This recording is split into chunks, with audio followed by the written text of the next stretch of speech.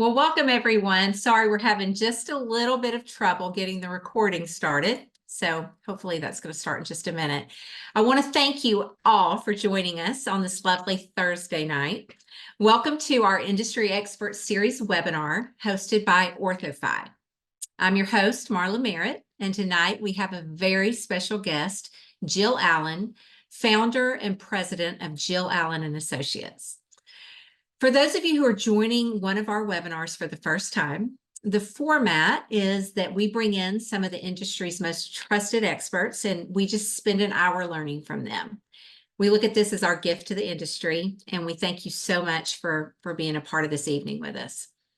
As we determine the content for this year's webinar series, we decided to focus on areas where practice growth is often needed.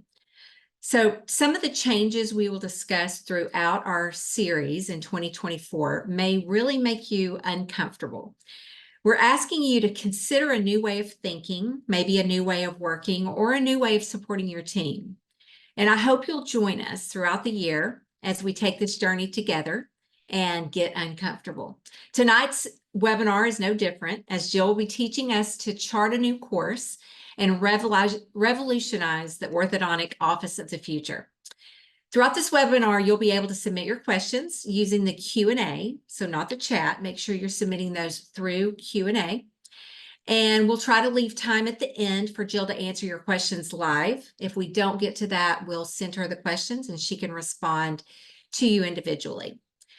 So about Jill Allen. Jill is a national orthodontic consultant who's passionate about helping doctors achieve their practice dreams. Jill and her team specialize in startup practices and also training doctors and team members who've been in business for 8 years or less, or 8 years to retirement. She gives each team the tools to increase growth and streamline their processes. And Jill's proven management solutions produce positive results in both case acceptance and in production, which creates a strong, successful practices for many years to come. I personally have gotten to know Jill very well over the last few years and count her as one of my dearest friends. Something you may not know about her is that she and her husband are lovers of all things outdoors, especially camping and riding dirt bikes. I mean, how cool is that? Jill, I'm thrilled to welcome you, and we just can't wait to learn from you tonight. Marla, thank you so much for the wonderful introduction. That is great. And I'm super excited that Orthofy had me on, and I'm going to get to speak for you guys. So as we get started, what I want to do is, just make sure that if you can just confirm for me that you can see my screen. And if so, then we're ready to get going. We can see you. You're good. All right, perfect. So, this is a really fun topic that I'm going to be going over tonight. And as you said, the question is everybody who's on tonight ready to get uncomfortable? Because I do think that there is a little bit of getting uncomfortable when we're talking about things that have to do with our business. And, this is one of the areas that, I have been focusing a lot on. And I think that many of you have probably heard, this phrase before, but 80% of what we focus on is producing 20% of the results that we're actually looking for. And I'm sure, as most of you think about this, so many times we think about this in conjunction to employees. And we've heard this statement a lot in, 20% of your employees are doing 80% of the work. But what I want to focus on tonight, as we're kind of moving through this presentation, is that so many times as business owners, we really get caught up in the 80% of our work that doesn't matter as much as it should. And we should be focusing on that 20%. And that a lot of times is what is keeping us from hitting our goals as we are moving forward. So if you want to make what I think as big changes or have large goals in your practice, you have to start focusing on that 20%.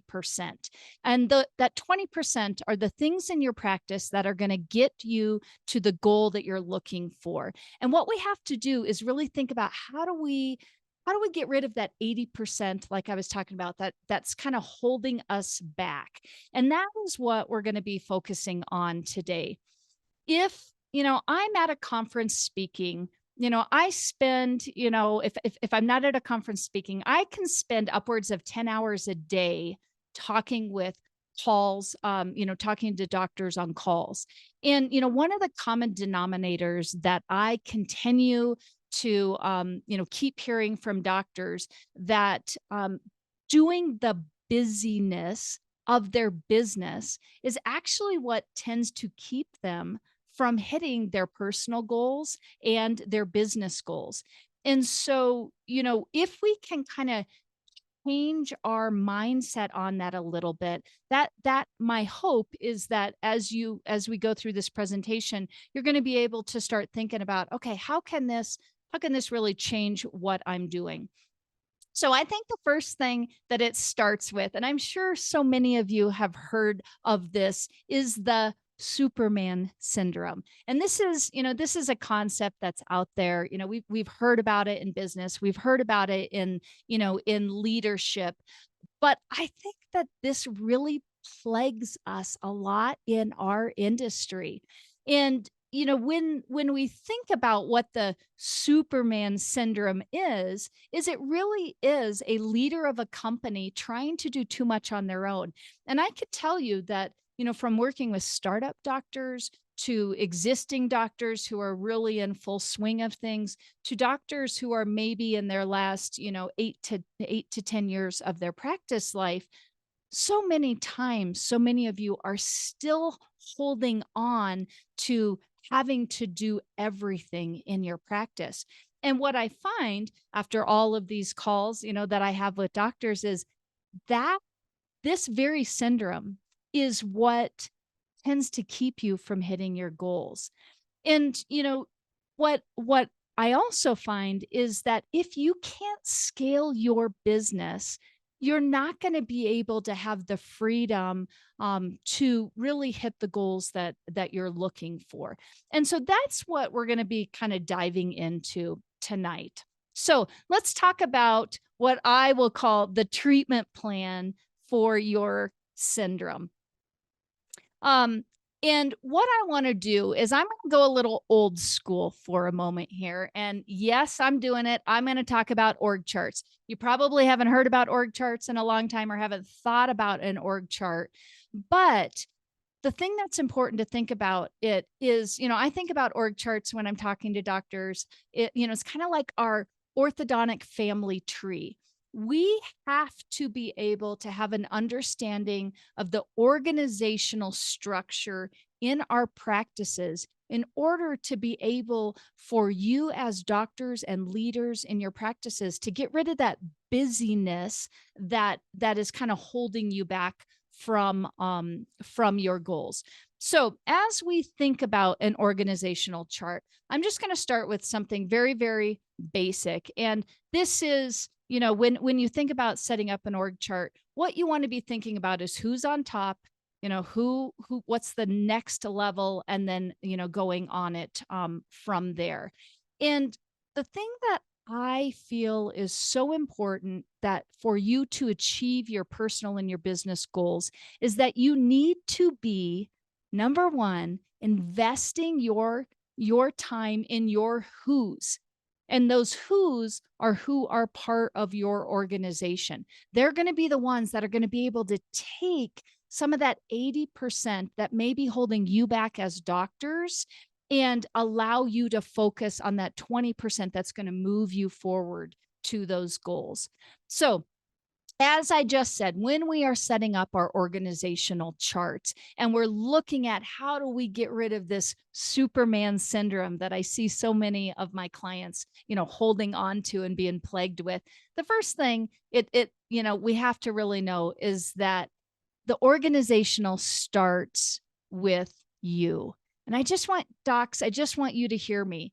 Um, it starts with you. You are the one in charge of the direction of your company. And if your team does not know the direction of your company, they're not going to be able to help propel you towards your dreams.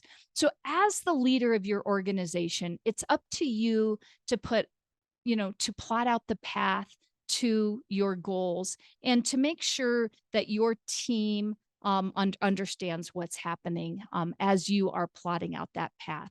So, I've tried to kind of explain and plot this out, and some of the roles that I think you as a doctor hold in being at the top of your organizational chart. Number one, you have to know what your personal and professional goals are. And, I think so many times that's a real challenge when I'm talking to doctors because, we think about, oh, I want to, have more production. I want to have more starts, but that's kind of a generic goal. Are your personal goals and your business goals in align with each other? You have to be clear with those directives and be able to vocalize them often to your team members. And you have to be, like I said earlier, willing to really lean in to your who's in your organization in order to, to hit those goals. The next thing that you have to really be thinking about is that you are a mentor to the team around you. And again, your team can't know where they're going or can't know how they're doing if you aren't willing to provide them with feedback and encourage discussions with key people in your organizations. And I kind of make a joke, but it's so similar sometimes to being married. I've been married, over 33 years now, and I can tell you that my husband still can't read my mind. And I'm going to bet that your team members still can't read your minds out there, docs. So kind of keep that in mind. You have to mentor them, but you also have to be clear with your directives and clear with fostering the relationships that you're having to get to the goals that you want to. The next thing is it's up to you as that organizational leader to provide a work environment that makes your employees see that your practice has a career path and working for you is not just a job. And I think that comes from motivating your team. And, there are many ways, we talk about lots of different ways that you can motivate teams. But, I think that it's important to just really pay attention to what does your team need from you to see that there is a career path within your practice and that they aren't looking at taking a position within your practice as just a stepping stone into another career. And, I like to say we need to really take a step back sometimes and think about what is it that our teams are looking for so that they're going to stay in our practice? Because every doctor that I have talked to consistently is dealing with team members that are transitioning in and out of their practices. We've been plagued with that for quite a while now. It's definitely very different than it was, 30 years ago when I first got into the industry, and we would see team members staying from day one until retirement. So, what do we need to do beyond having a good, baseline and overhead? Are we able to provide stability?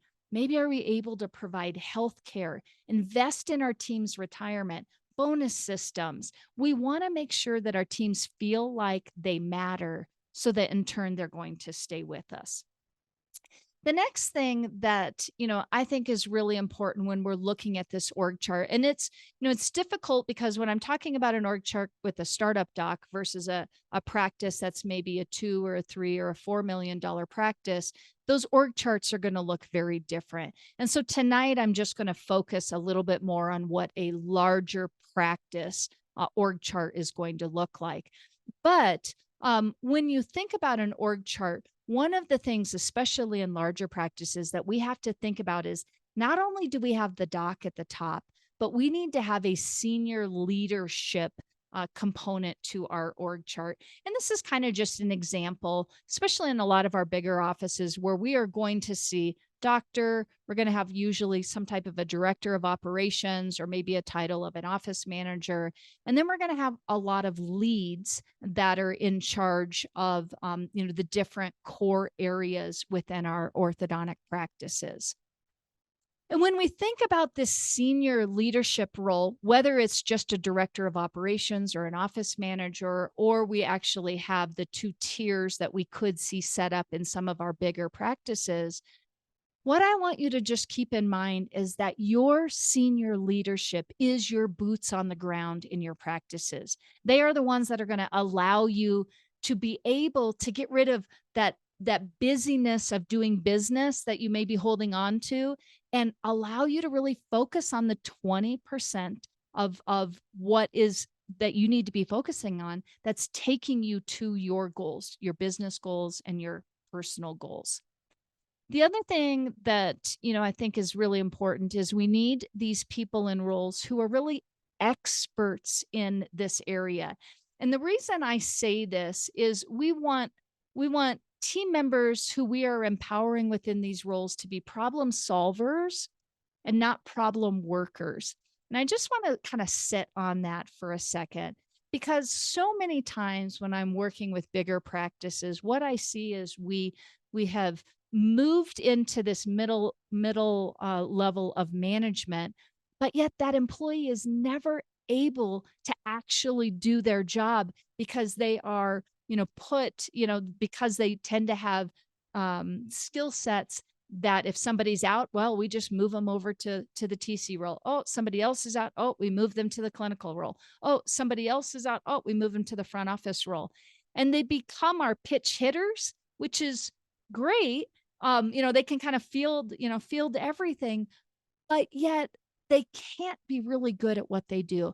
So if you're thinking about, how this may work in your office, I really want you to, to just, kind of think about that and make sure that we're not having problem workers instead of problem solvers, those team members in our office.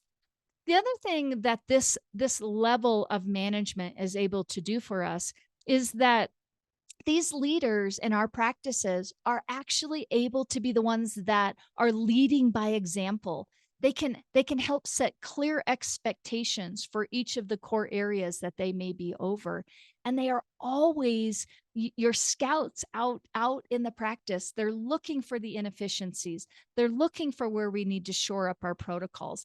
And they're looking to help make that change, where again, it kind of takes that off of you as a doctor, knowing that you've got somebody else working for the good of the practice. It does not have to be you, doc, doing it all.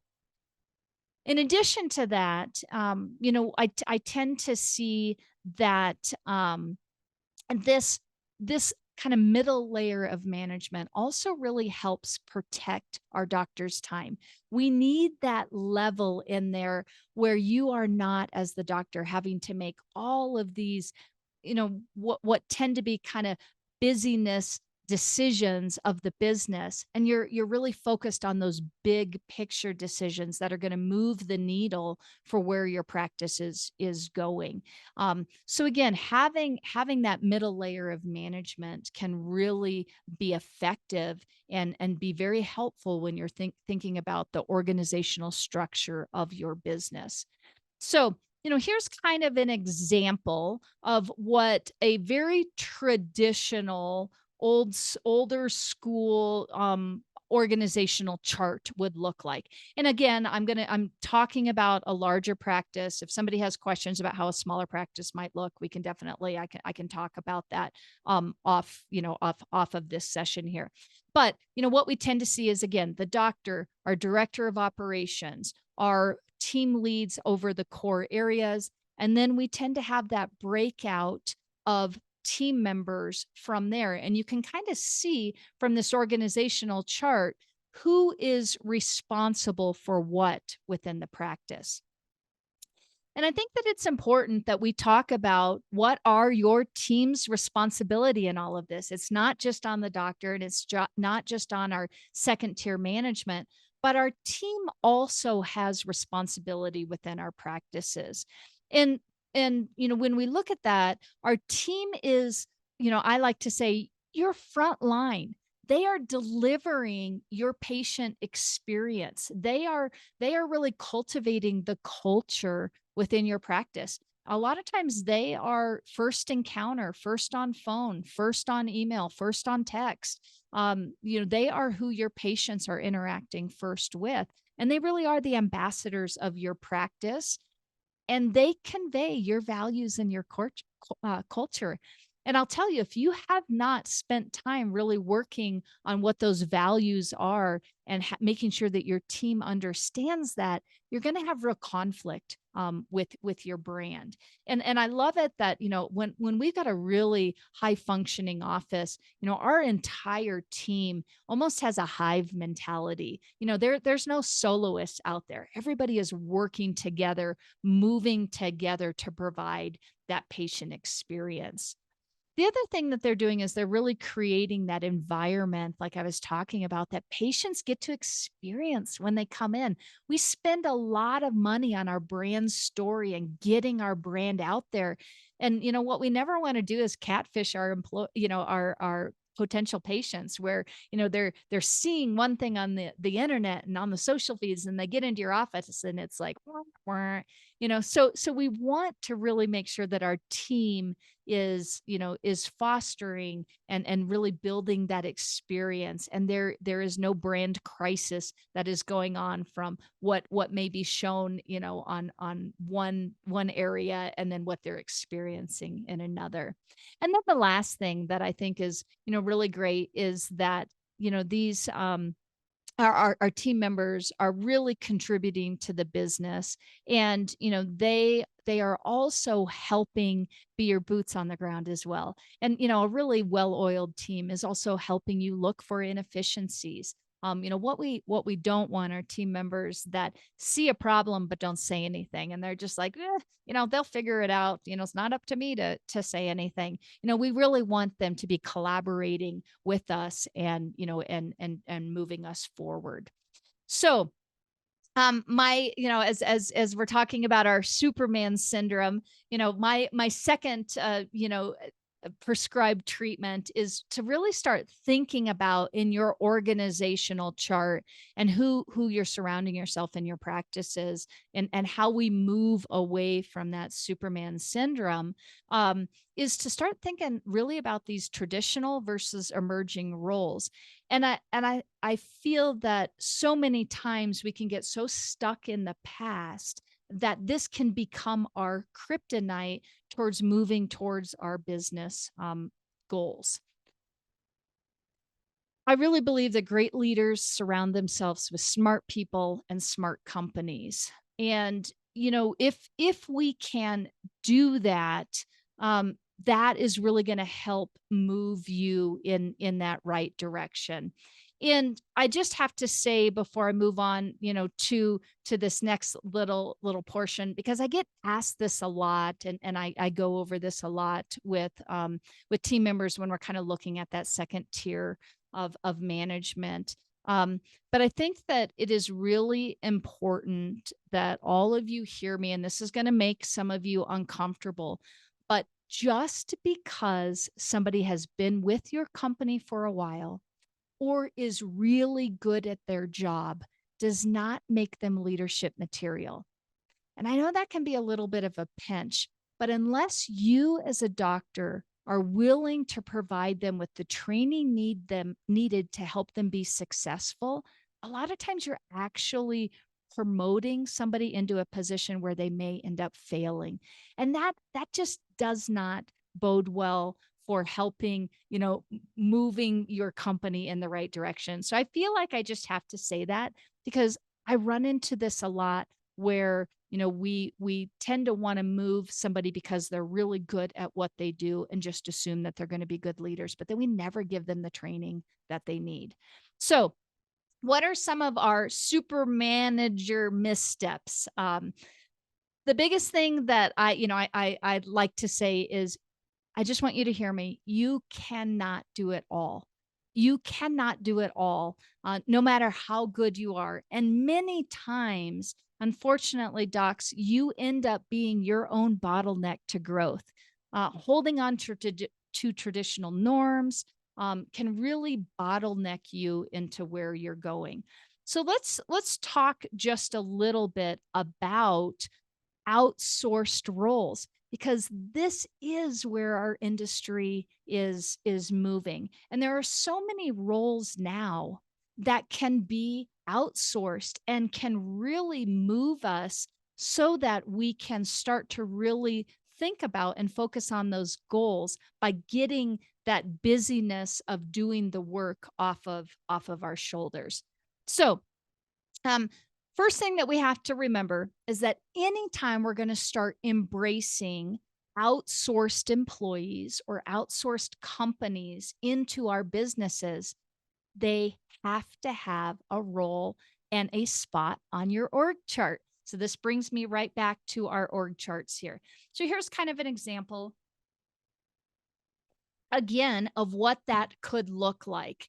And I'm going to give a shout out to OrthoFi on this slide, especially because I really feel that OrthoFi has been the leader in our industry in showing us how we can incorporate an outsourced company and bring them into the fold and have them be an extension of our practice and actually be an extension of an employee in a lot of ways.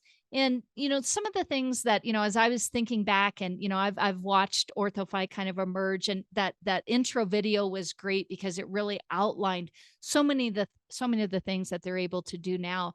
But when we think about the impact that outsourced companies are having on traditional roles, and OrthoFi in particular, from helping us collect our forms prior to new patient exams, to insurance verification, to ease of case acceptance. I mean, my goodness, who would have thought, back in the days, we were using coupon books to have patients make payments, and now they can do their down and set up, sign their whole contract from the ease of, of their couch. I really love that.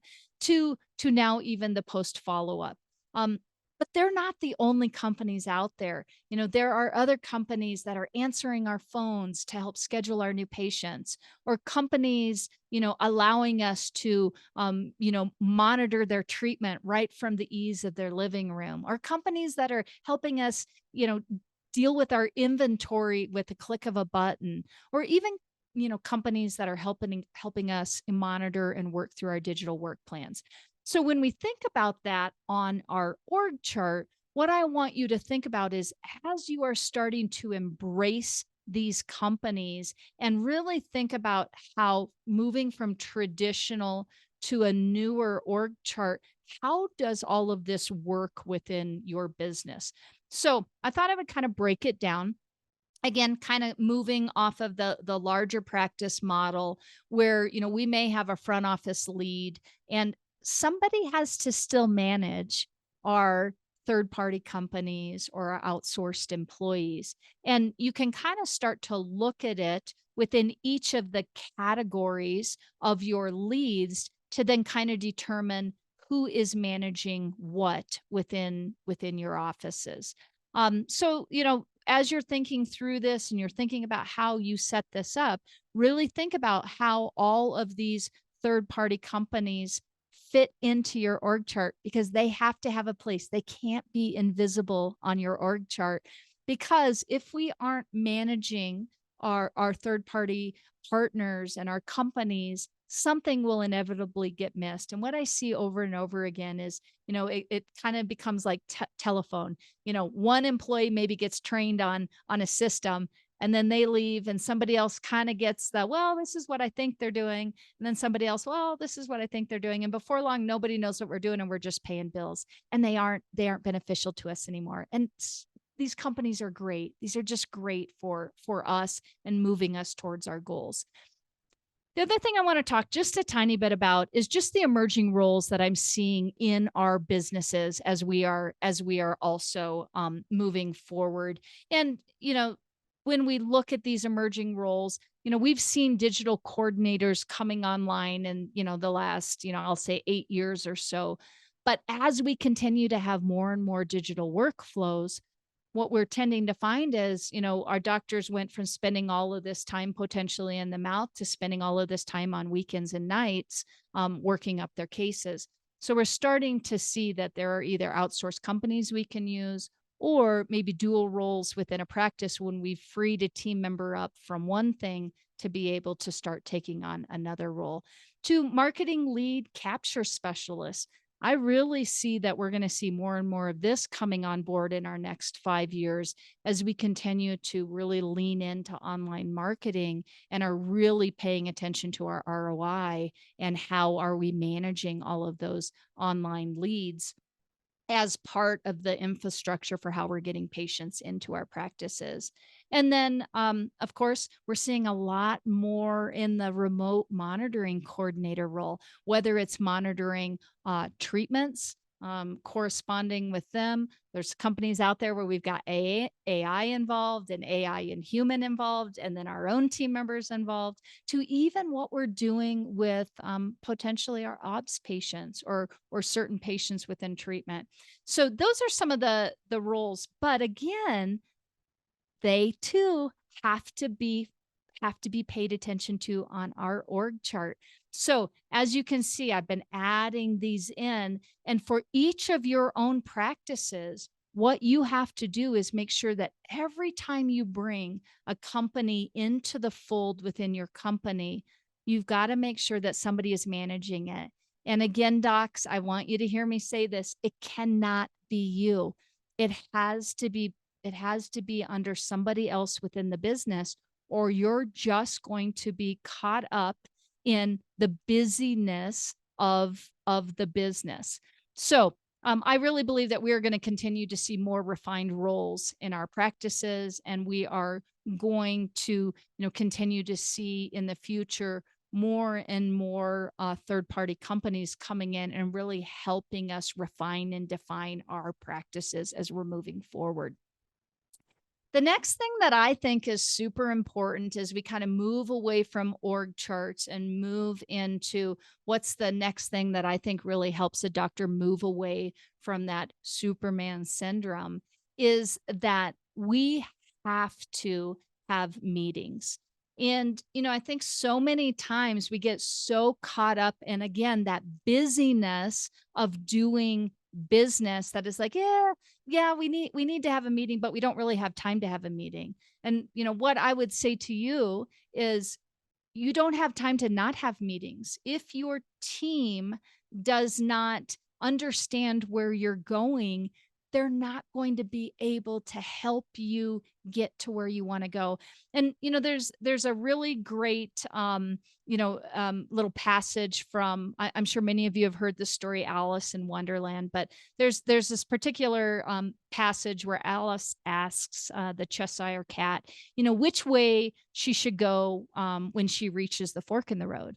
And the Cheshire cat responds, "That depends a good deal on where you want to go."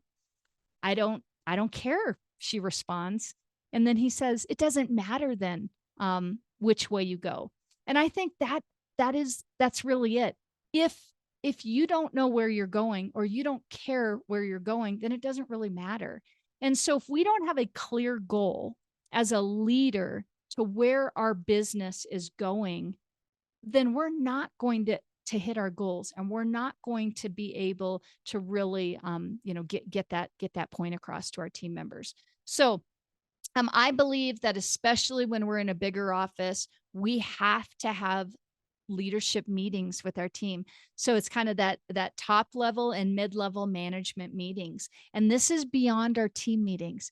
This is where we are getting together as leaders, and we're talking about, the not so sexy part of our business, and we're talking about our goals, and we are moving forward. Another thing that I just want to throw in there is, so many times I feel like, docs and teams, we really don't set clear goals or don't know how to set this up. And, if any of you have ever done a Trident goal exercise, I would highly encourage you to do this, where you're setting out your personal goals, and then you're setting out your business goals, and you're really determining, what are the actions that I'm going to take, what's the benefits if I hit these goals, and what's the consequences if I don't. And I think if we can really do that, especially in that leadership, that second tier leadership, that's really going to help you and your team be very clear on where you're moving, and again, get you out of that Superman syndrome that I've been talking about. Another thing that, I highly encourage my leadership level teams to do is really think about what your SWOT is and what your SMART goals are. And I won't get into too much about this. I do have examples of this. If anybody wants to, reach out to me later on, I'm happy to send you some examples of how to do these three types of goal setting. But if you don't do a SWOT analysis at least once a year on your business, you really are kind of moving in the dark, in my opinion. And if you also aren't setting SMART goals, goals that are attainable, you're also, really, I think, cutting yourself short. The next thing that I think, just in general, when we're talking about moving you towards your goals and moving you out of being your own bottleneck, is I really believe that every office should really be working to have, of course, daily meetings with their team, quarterly meetings where you're talking about the visions, and your team leads are able to have management meetings with their team members, yearly state of the office. Where are we at? Where are we going? And then, I won't get into this too much, but rhythm meetings is something that I advocate for. And that's, something, maybe new to our industry, but really it's just having the time to meet with your team members, not on a once a year basis. I advocate for a minimum of once a month where you're sitting down and going over with them, personal development. How can they grow in your practice? And again, I've got examples of these if anybody were to want those. So, as we are, finishing up here, and I was trying to really speed through this, Marla, so we may end up really early as we are finishing up. One of the things that I just really want to encourage everybody is that if you want to move towards, getting in that 20%, really focusing on your business goals and focusing on where you want to go in this industry, and where you want to go personally and with the business, you really have to learn to be a delegator. And, I know I took it old school, pulling it all the way back to org charts. But if you can learn to be a delegator, and leaders, if there's an office manager or director of operations or any of our team leads that are on this, even you can be your own bottlenecks within the practice. You also have to be able to delegate and give the team members under you, roles so that you can be really good at what you're doing. So as we kind of, start to, finish this up here, and I know, Marla, we're going to have some, time to ask some questions and whatnot. What I want to do is, just, kind of those top takeaways is I'm going to really encourage all of you to really think about what's the 20% that you're trying to work towards, or the 20% that really matters, and what's the 80% that's holding you back? What's the 80% that's getting in your way? And it could be maybe getting in the way of your team members. Maybe just the thought of, if you were to, take it and be like, man, I've got a team member that I pay a lot of money to sit on the phone to verify insurance.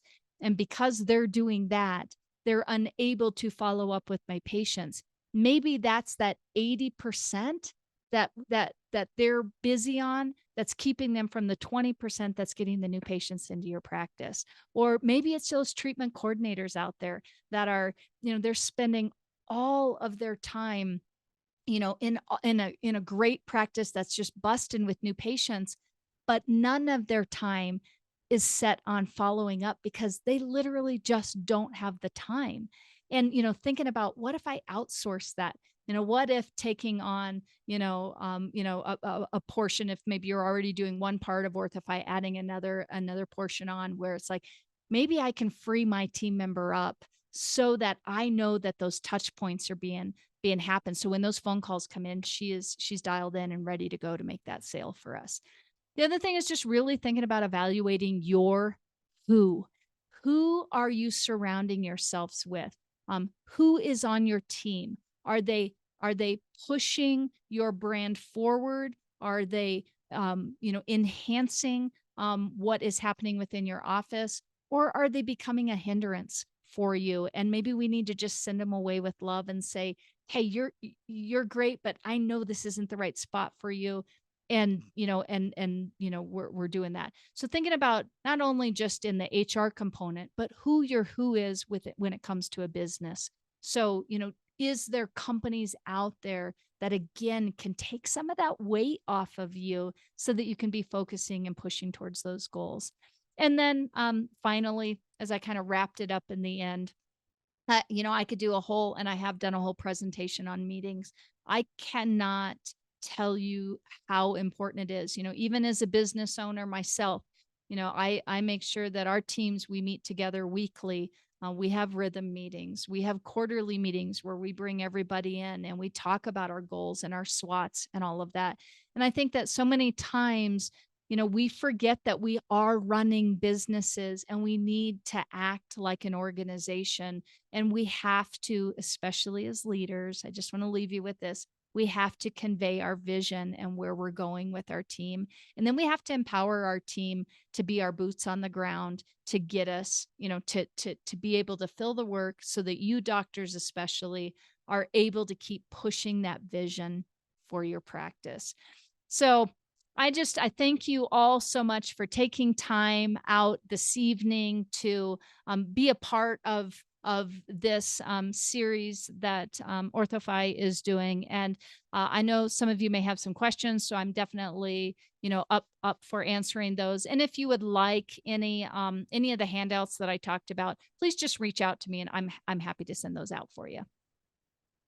Thank you, Jill. That was so great. And I love it that we do have a little bit more time. Usually we end and we don't have enough time for all of our questions. So this really gives us a little bit of time to get into it a little further. And so you can, I want to tell the audience that you can still put your questions in the Q&A if you have some additional questions.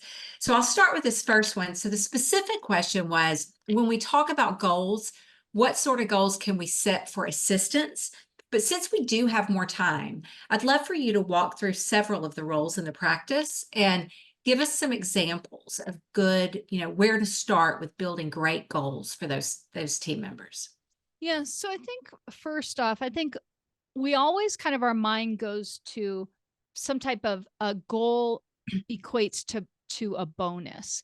And I think that we should not necessarily do that. So like when we think about goals, maybe, so let's start with clinical, we'll say, maybe a goal is efficiency with how often we're seeing patients within a treatment plan. So, are they being very mindful of not having emergencies have to come back? Because every time a patient comes back into our practice where it is not prescribed, especially if it's on us, right? We're losing money every single time. You make more money if you see a patient 12 times in 24 months versus if you see them 24 times in 24 months, right?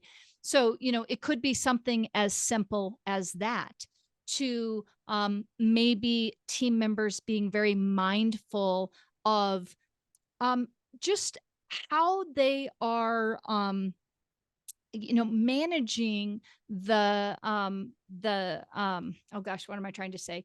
The inventory in the practice. So here's an example.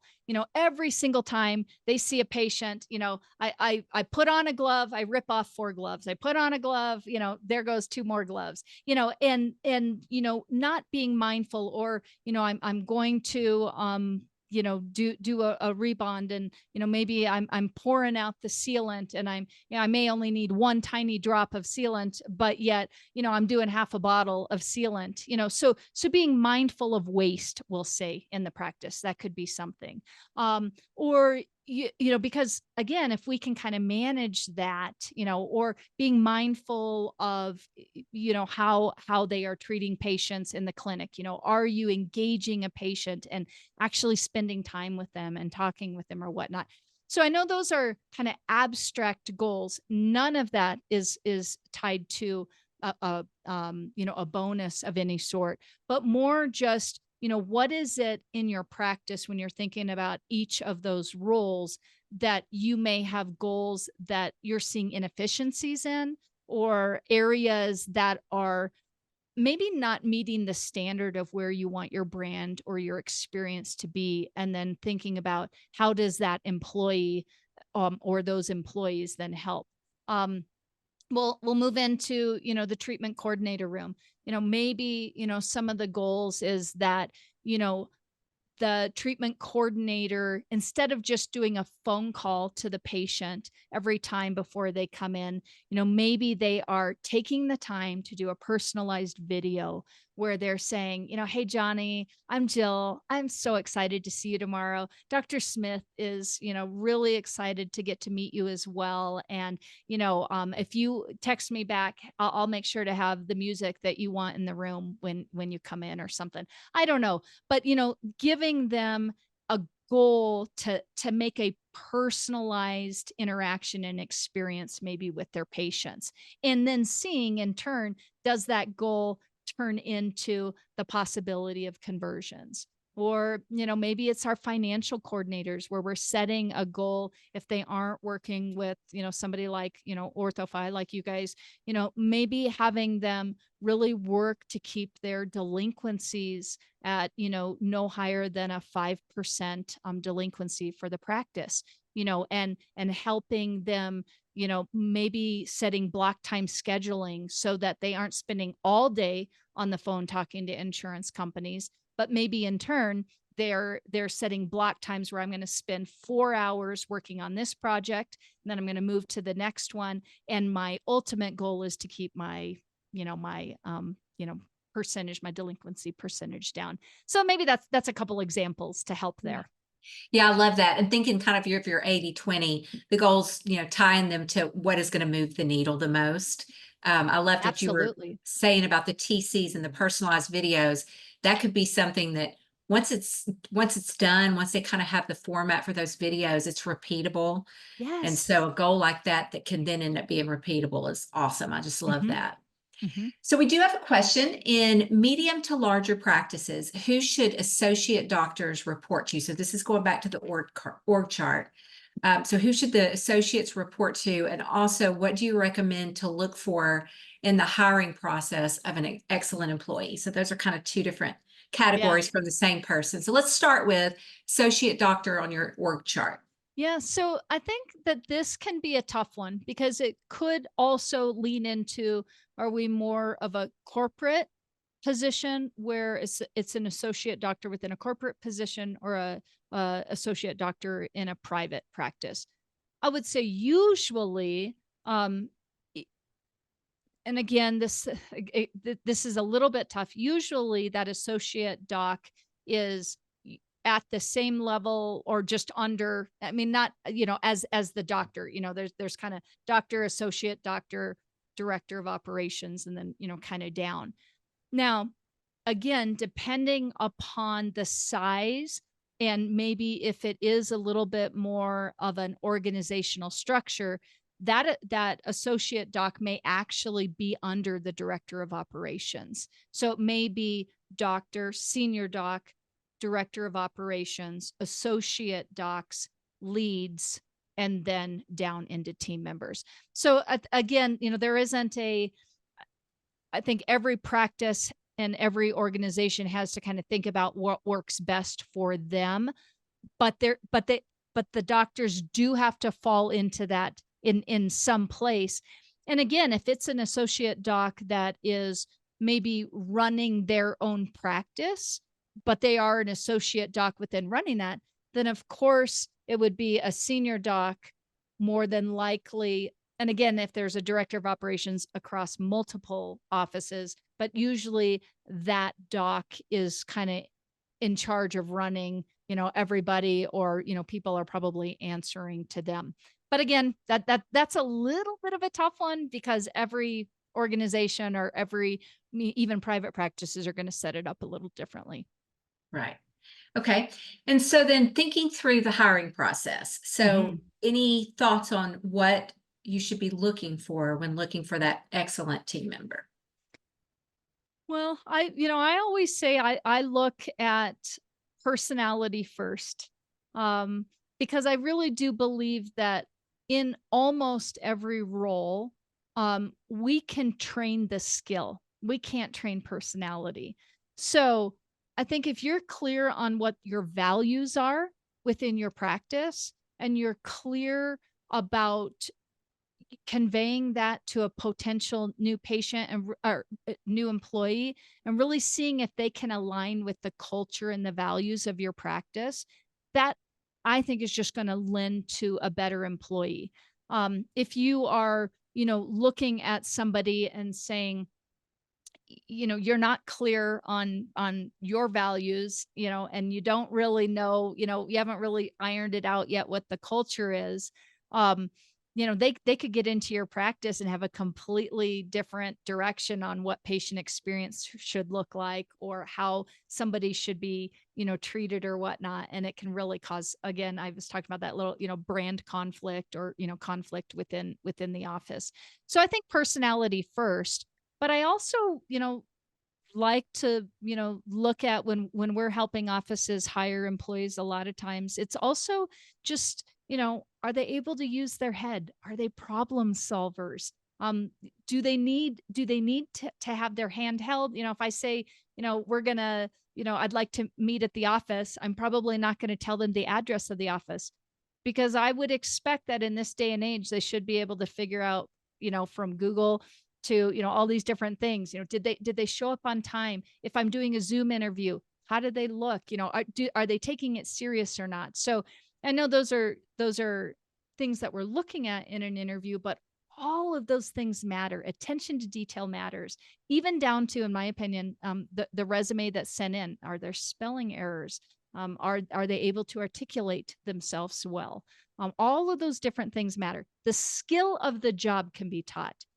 Those other parts, not so much. Yeah. Yeah, that is so true. That is a great point. And I completely agree with you there.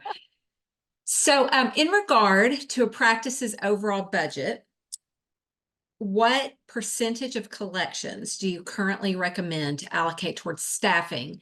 And so then they go further to say outsourcing included. So considering that outsourcing is taking the place of either a portion of a team member or a full team member. So kind of thinking about that with regards to budget. What's your thought on that? Yeah, that's a tough one because, you know, uh, uh, we kind of talk about when we think about outsourced employees or outsourced companies. A lot of times, I have used this expression, plastic employees, because a lot of times we're moving them out of our HR category and moving them onto, if we're talking about our P&Ls, we're kind of moving them onto a business expense on our P&L. And it's all an expense, and we have to take that, into consideration. But I think that we need to be, cautious to not be over 33% when we're all in. And I think anywhere in that 22 to 33% is where we're going to be, kind of all in. But how that looks and how that is viewed on your P&L is really sometimes going to be dependent upon how your accountant or your CPA is kind of breaking that out to show you, okay, if we're reducing potentially in employee overhead, but we're bringing it up here, we still want to stay safe within what we're doing. So I know that's kind of a big range, but it really does kind of depend on, the practice. And I think every practice is, is a little bit independent, but I think that's kind of a good both sides all included. Right. Okay, so we do have some questions about salary ranges. And Oh so boy. I know. Everybody wants to get uncomfortable. Everybody's getting uncomfortable.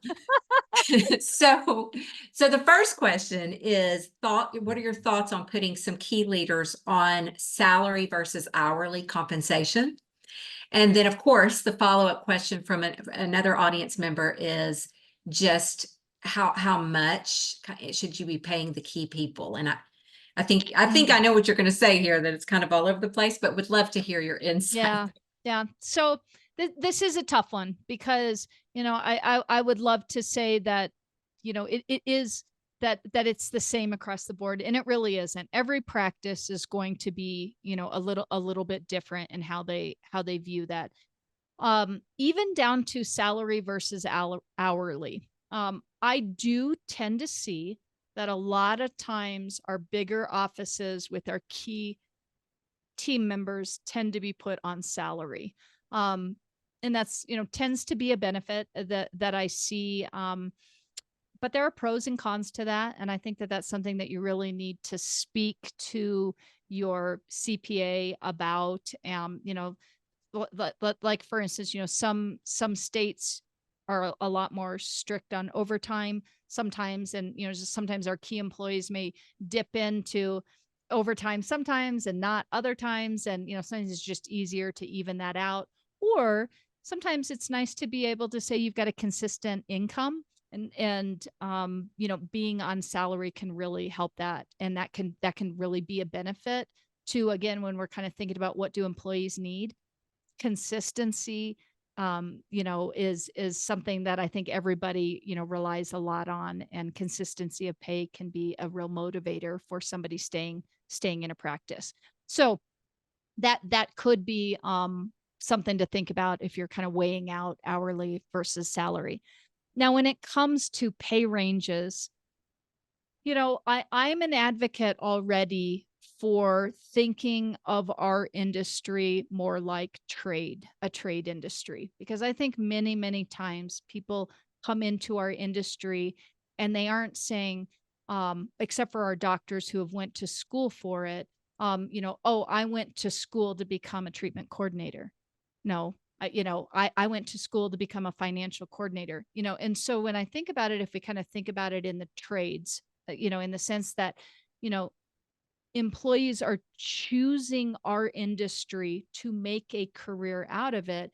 So then if we kind of think of that and I really am going somewhere with this, from a pay standpoint, I really advocate similar to what our trades industries do. And I'll use electricians as an example.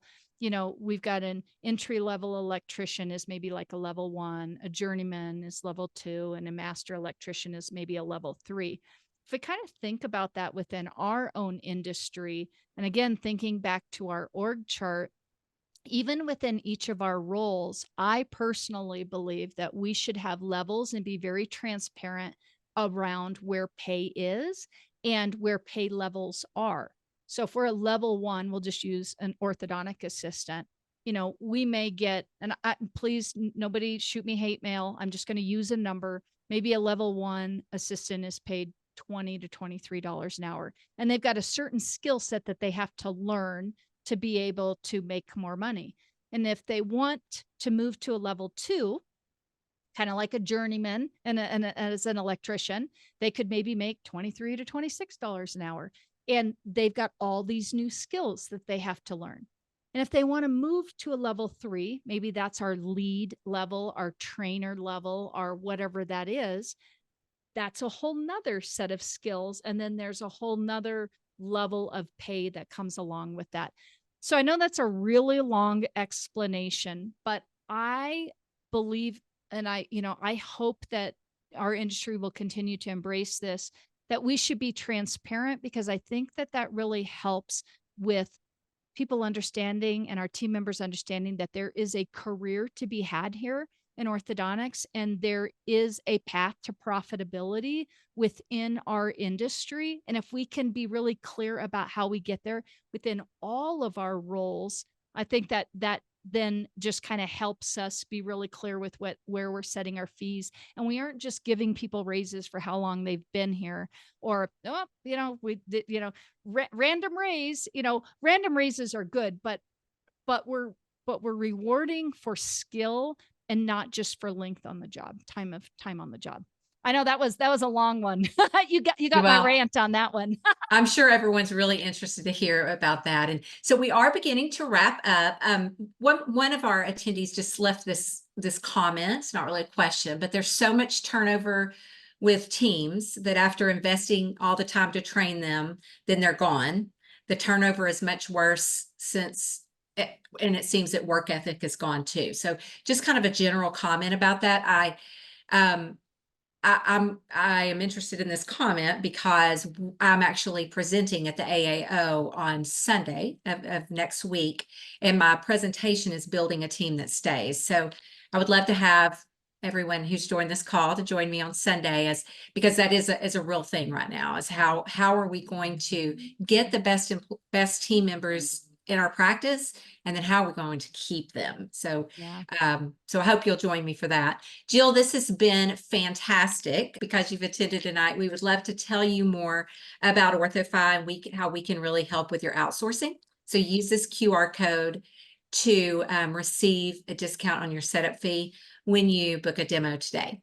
So again, thank you to Jill Allen. Thank you to our audience that has joined us today, and we'll hope you will join us at the next time, which we'll have another one of these. I think the next one is in May. Thank you so much, and we'll look forward to seeing you again. Thank you.